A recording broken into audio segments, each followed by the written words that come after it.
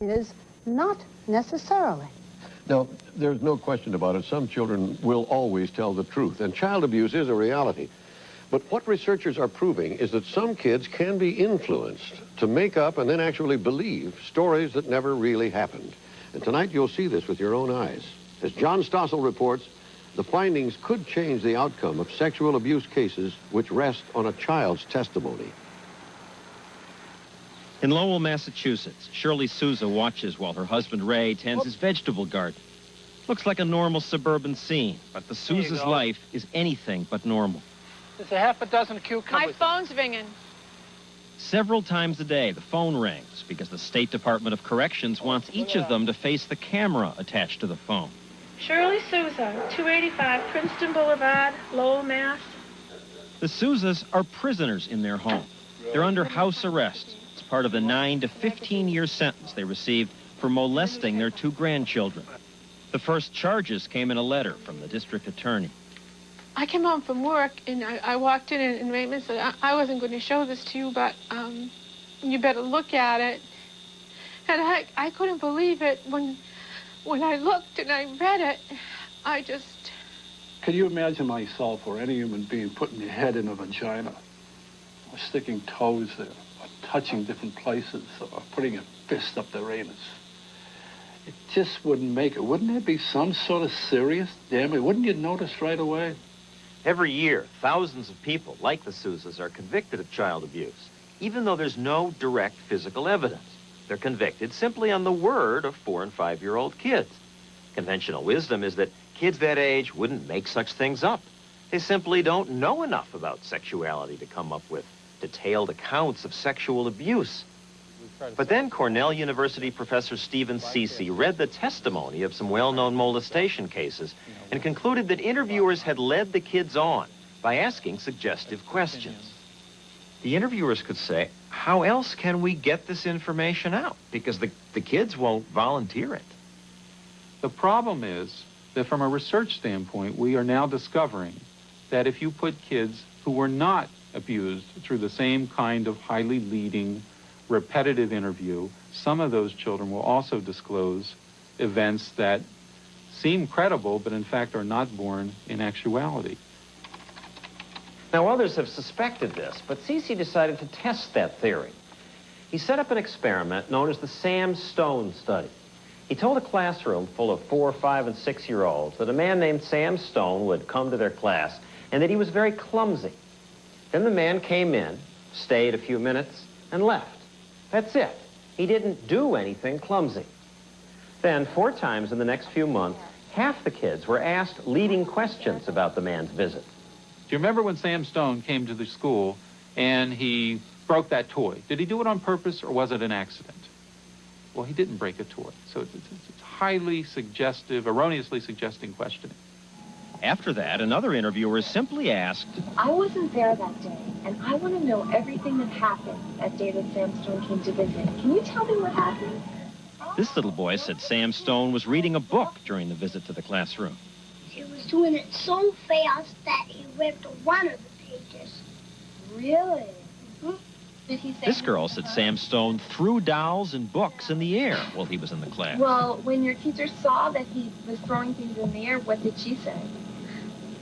Then you need to go. You need to go? Yeah, but you keep on ripping our stuff. Just asking leading questions inspired most of the kids to make stories up. In real-life cases, though, are the investigators as suggestive as your testers are? What we do is a pale version of what happens in real cases. It doesn't come close, for example, to what was done in the Kelly Michaels case. The Essex County Prosecutor's Office says 26-year-old Margaret Kelly Michaels is a manipulative, sadistic child... Preschool teacher Michaels was convicted of molesting 19 children, molesting them in bizarre ways, and in the middle of this crowded New Jersey school without any teacher or parent noticing anything. She served 5 years in jail until this year when her conviction was overturned by an appeals court that questioned the reliability of the children's testimony. One day you're getting ready for work, making coffee, minding your business, trying to get along as best you can, being a reasonable, decent, honorable citizen, and the next minute you were an accused child molester with the most bizarre... I had never even heard of such things even being done. They say you inserted objects including Lego blocks, forks, spoons, serrated knives into their anuses, vaginas, and a penises, sword. And a sword. Yeah. That you made children drink your urine, that you made kids take their clothes off and lick peanut butter off them. It's very hard to believe, yet the jury believed it, and not you. No one is willing to doubt a child. And I think that's how the state won their case. They didn't have to present a credible case of how it could happen or recreate the scene of the crime or even presenting witnesses, but just they knew they presented these little children saying, yes, Kelly was a bad person and she hurt me at this school, that no one would dare question that. She has a point. This past decade has seen a skyrocketing number of molestation claims, often against family members like the Souzas and against daycare operators like McMartin in California and Little Rascals in North Carolina.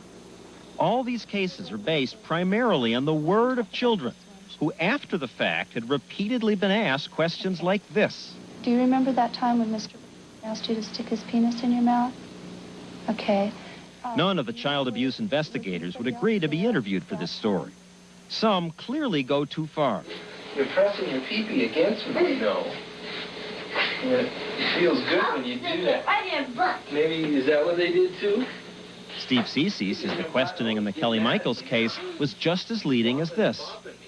They say to the child, we want you to tell us what Kelly did. The kid says, I don't remember. Oh, yes, you do. You remember.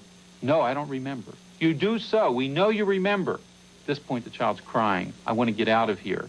You're not going anywhere till you tell us what we know you want, what we know you know. Basically, we're barraged with questions and coerced, manipulated, begged, made to feel guilty. It just was disgusting. But where would the kids come up with saying things like, she put the knife in my vagina, or she covered me with peanut butter? Mm-hmm. Children have incredible imaginations. And it's not out of the realm. Anybody who is a parent who is honest knows what kids are capable of saying. Ray and Shirley were astonished when they heard their grandchildren's testimony. They said we used a machine as big as this whole house on them to violate them. We had a cage in the cellar that we locked them up. Never produced nothing. But why would kids make such things up? That's what convinces juries. You hear those stories and you say, okay, maybe it's not all true. Maybe the machine wasn't as big as a house. Maybe Kelly Michaels didn't smear them all with peanut butter. Teachers would have smelled that. But there must be some truth to it. How could children come up with so many inventive, kinky activities and describe them with so many details unless something really happened? It's a persuasive argument until you hear about Cece's next experiment. He had researchers ask 4- and 5-year-olds to pick a card out of a deck of 10. On each card was a question. Okay, Derek. This one says, have you ever seen a baby alligator eating apples on an airplane? No. No? Have you ever had your finger caught in a mousetrap and had to go to the hospital? No. No? Your class? At first, almost all the kids say no. Mm-mm. But then, once a week for the next 10 weeks, they ask the question again. No coercion, no leading questions, as in the child abuse cases. They just gently repeat the question. You went to the hospital because your finger got caught in a mousetrap.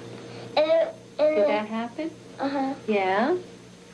By week 4 or 6 or 10, most of the kids are saying, yes, it happened.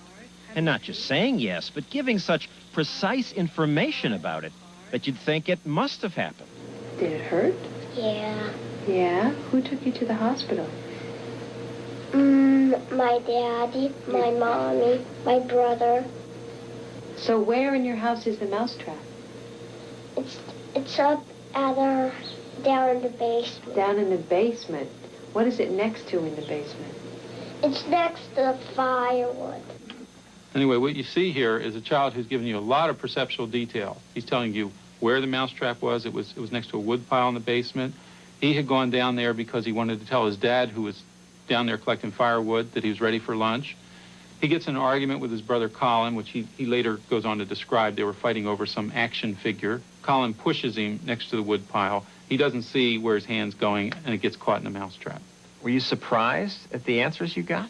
I think it's fair to say that my colleagues and I were absolutely shocked that by the 10th week, not only were they assenting to some of these things that didn't occur, but they were giving very coherent narratives, highly elaborated narratives that are, I think, quite persuadable. By the time I met the same boy, it was weeks after the experiment, but he still could give lots of convincing details about things that never happened. Was there a time when you got your finger caught in a mousetrap and had to go to the hospital? Mm-hmm. Wow, which finger was it? Remember, this is the result after a researcher simply asked the question once a week for 10 weeks. In real abuse cases, kids are questioned for years, often by parents, doctors, then by the investigator, perhaps a therapist, then by lawyers. Who went with you to the hospital? My mom and my dad and my brother Colin, but not my baby. He was in my mom's tummy. Your baby. This boy's testimony is even more remarkable because just a few days earlier, his father had discussed the experiment with him. He'd explained that it was just a test and the whole mousetrap event had never happened. The boy agreed it was just in his imagination. Still, listen to this. Let me ask you, did your father tell you something about the mousetrap finger story? No, is it true? Did it really happen? It wasn't a story. It really happened. It's really happened? You really got your finger caught? It's really happened? Yeah. I assume the child isn't lying. They aren't intentionally making up stories. Absolutely. I think they've come to believe it. It is part of their belief system. Some experts believe they'd come closer to the truth using anatomically correct dolls. With dolls, they wouldn't have to ask so many questions. But Cece's colleague, Dr. Maggie Brook, conducted tests that led her to conclude using dolls also leads kids on. I would think anatomically correct dolls would be a good, neutral way to ask questions. I thought the very same way, but after having had this experience, I'm not quite sure how you do that. Brook had this pediatrician add some extra steps to his routine physical examination of preschool kids. He measures the child's wrists with a ribbon. He puts a little label on the child's stomach, and he tickles the child's foot with a stick. Never does the doctor go anywhere near the child's private parts. Then, right after the exam, using an anatomically correct doll, Brook asks leading questions about the doctor's exam. Can you show me on the doll how Dr. Emmett touched your vagina? No, he didn't tell my baby. He didn't. The child tells the truth. But just a few days later, when Dr. Brook and the child's father again ask about the doctor's visit, it's a different story. Before Brook has a chance to even bring out the doll, the child shows how the doctor had strangled her with the ribbon. He put that around your neck? Tight. Like that? He put it tight. So tight. And watch what happens when the doll's brought out. She's asked to explain what the doctor did that day. So what did he do? He put a stick in my vagina. He put a stick in your vagina? Yeah. Just like that? It gets even more violent. She claims the doctor hammered the stick into her vagina. Then she shows how the doctor examined her. He looked where? My hiney. He did look in your hiney? Of course, none of it is true. Dr. Brook found that when dolls were used, half the kids who'd never had their private parts touched claimed the doctor had touched them. These tests make Dr. Brook question some of the recent testimony by children in court. Do you think there are dozens of people in jail now who are totally innocent? Yes, I do. The researchers' findings are only beginning to be heard in courtrooms. Most prosecutors still argue that children wouldn't lie. Prosecutors want to put Kelly Michaels back in jail. In a few months, they plan to retry her with the same charges. I will fight to the end because I am an innocent woman, and I can look anyone in the eye, and if I have to fight to the rest of my life, then I will do that. So I'm prepared for whatever will happen. You don't sound scared. No, I'm not scared. I'm angry and I'm outraged, but I'm not scared. The Souzas are planning an appeal of their own. Like Kelly Michaels, they believe a day will come when the courts and their grandchildren realize the truth. When those kiddos grow up, when they become adults, they're going to realize that these things never happened between Shirley and I and them. And I know that they're going to realize that. Because they're bright children, and they have a mind of their own.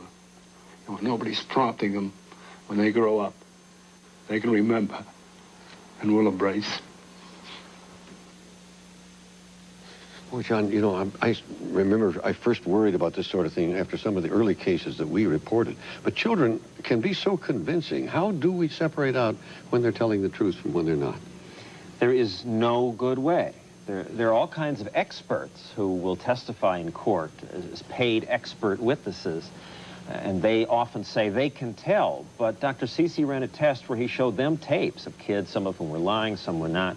And the experts would say, oh, I can tell, but what they said was wrong half the time, in fact, more than half the time. So they did worse than chance. Clearly, there are real cases of sexual abuse of children, and we have to address that. Yes, and Dr. Cece won't testify on behalf of the defense because he's afraid he'll let a real molester off because of this. But it's important not to influence the children, and Cece says to test an alternative hypothesis. In other words, to ask the child, well, Joe did this to you, and then what did Jane do to you? If the child starts talking about more people, then at least you have a reason to be suspicious.